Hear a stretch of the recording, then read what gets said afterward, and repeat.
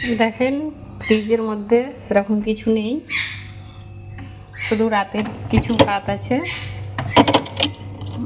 মাছ ভাজা আছে 2 পিস,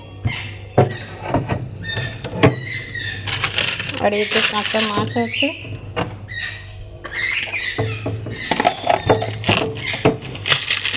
আর এটা তো আমি প্রথমবার দেখলাম জলের প্যাকেট, আগে দেখিনি। এটা একটা জলের প্যাকেট, আপনারা কি আগে দেখেছেন?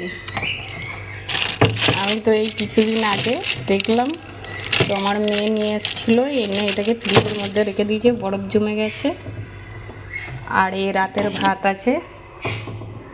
আমি শুনেছি ফ্রিজে নাকি ভাত রাখতে নেই, তার সত্ত্বেও আমরা সাদামাটা বাঙালি রাতের ভাত বেড়ে গেলে রেখে দিই, সেই ভাত আবার সকালে দিয়ে ভাতের সঙ্গে রান্না করে আবার খেয়ে নিই।